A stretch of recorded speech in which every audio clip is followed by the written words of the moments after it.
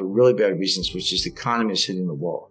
And not just the U.S. This is a global phenomenon. We're looking at a global recession. If you understand how the economy really works, if you understand it's a complex dynamic system, you can get very good results. But if you stick to, the Phillips curve and a lot of other nonsense the Fed uses, you're gonna get it wrong. You understand not to just batten down the hatches and survive through tough times. You know actually how to put the positions on that will thrive. Despite the difficulties, we don't have to be victims. We're not helpless. We don't have to curl up in a ball. The key is to see it coming. If you can see things coming, you can deal with them accordingly. You can get through them, not only preserve wealth, but actually make money. So again, we're not helpless. We can do things about it. So how do you solve problems when you don't have all the facts you need to really solve the problem? And you know it, but you have to deal with it anyway because it's coming at you. Well, Bayes' theorem says assign an initial probability, a priori assumption. Just not make it up, but do the best you can, recognizing that you're going to fall short, that you've got missing pieces in the puzzle, if you want to put it that way. And if you have no facts at all, and it's a binary outcome, give it 50-50. Like, it's like, it's not quite 50-50, but red or black on a roulette table, it's a little less than 50-50. It was close enough. He says, it's either going to be red or black. Don't know which. I'm going to give it a 50-50. And then what you do, this is what statisticians hate. You update it based on subsequent facts. As new facts come in, you put them back in the model, you update it, and what you'll discover is that your probability either goes up or down. Well, if it goes down more than, a certain amount, you discard it. You say, well, that's wrong. I just, do it again.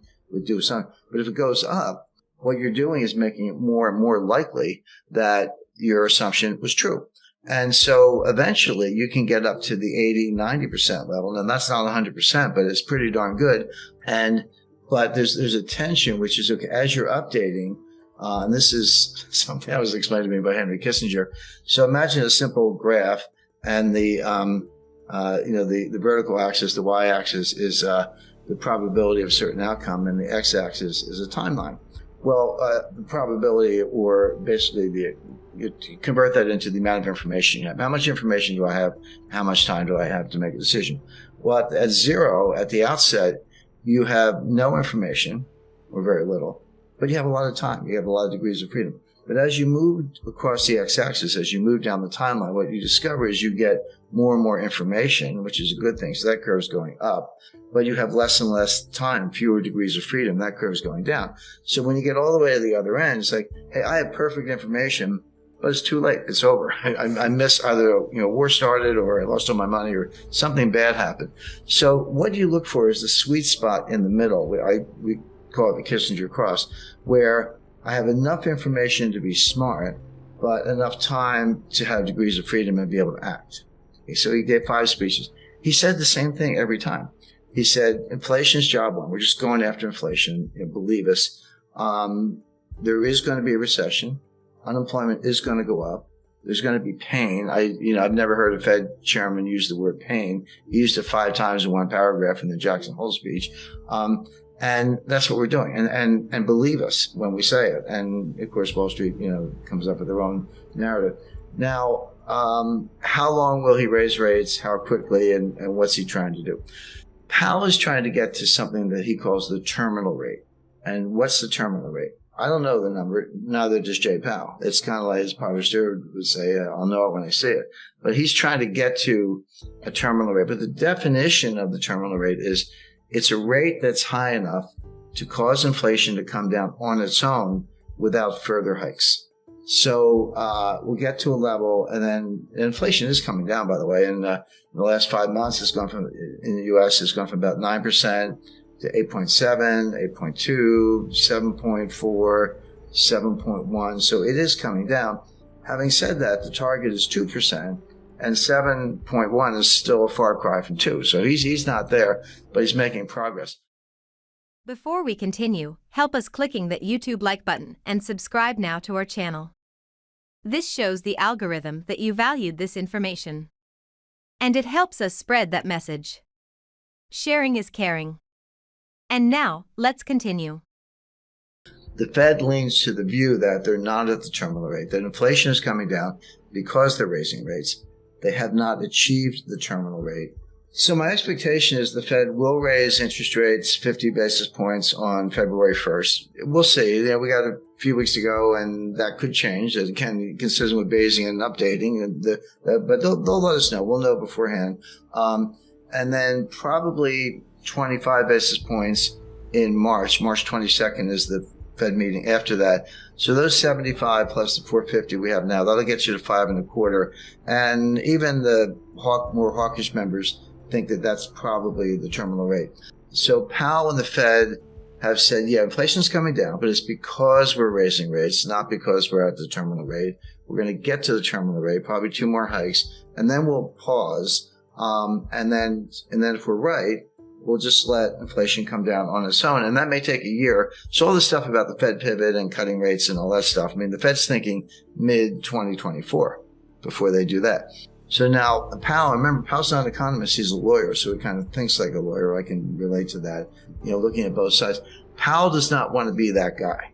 He does not want to be the guy who balks early and cuts rates, the famous Wall Street pivot, before the battle against inflation is won. Because the outcome could be exactly what Volcker experienced, which is inflation wasn't done, doesn't go away, comes back stronger, and then you do have to destroy the economy, as we did in 1981-82. That was the worst recession. That was far worse than the little one in 1980. That was the worst since the Great Depression. We've managed to break that record several times since then, but at the time that was horrific. But Volcker and others have said that was a blunder he never should have done. So Powell does not want to give up the rate hikes too early because he does not want to repeat the Volcker mistake. He does not want to be that guy. And that's what's driving him, even as Wall Street screams, you're already there. In my view, Powell probably is there. He probably is at something like a terminal rate. He probably doesn't have to raise interest rates anymore. He doesn't believe that himself. His models tell him otherwise because they're relying on the Phillips curve, which is junk science. I mean, the last time I looked at a Phillips curve, it was flat. At least where I went to school, curve was curved. This thing is flat. There is no correlation between unemployment and inflation. There just isn't. But the Fed thinks there is. So I always tell people, don't. If you want to forecast Fed policy and understand the Fed, don't think like a rational person. You have to think like the Fed. You have to get inside their heads or else you're going to get it wrong. So they're looking at unemployment, which is the lowest. The unemployment rate is the lowest since 1969. Well, if you believe in the Phillips curve, then that's a sure sign of inflation. As I say, even though it's coming down, it's still pretty high. So they think they have to keep fighting this fight. But here's what they're missing. Here's where it all falls down. Yeah, inflation as measured, CPI, PPI, personal consumption expenditure, core, non-core, year over year. There are like 20 different ways to measure it. It is coming down, but there are 2 sources of inflation. And it's going to sound obvious, but you got to separate them: the supply side and the demand side. They both result in price increases, but they have completely different dynamics. Supply side inflation is what we're seeing. It's what we saw in 1974 with the Arab oil embargo during the Arab-Israeli war when they cut us off from oil. And, you had to line up for gasoline. I lived through that. Now, and again, this is what my book Sold Out is about, the breakdown of the supply chain, partly related to energy, partly related to the war in Ukraine, partly related to the pandemic panic. As I explained in the book, it actually predates that. The breakdown started in 2018 with Trump's trade war. And then COVID made it worse, yes. Ukrainian war made it worse, yes. But it really started before that. Bare shelves, and you couldn't get certain things. It wasn't that every supermarket shelf was bare the way it was in East Germany in the 1950s, but something was always missing, and that's still the case today. So, of course, prices went up, and people were trying to pay whatever they had to get what they needed, and energy prices were a big driver of that. So that feeds through as a form of inflation. The other kind of inflation is from the demand side. So the supply side is called a cost push. Costs go up and they push it onto the consumers. The other kind is from the demand side. It's called demand pull.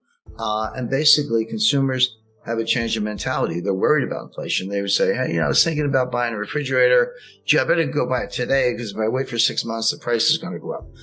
Or apply that to anything, a new dress, new suit of clothes, whatever. And so you're pulling demand forward, and it's behavioral.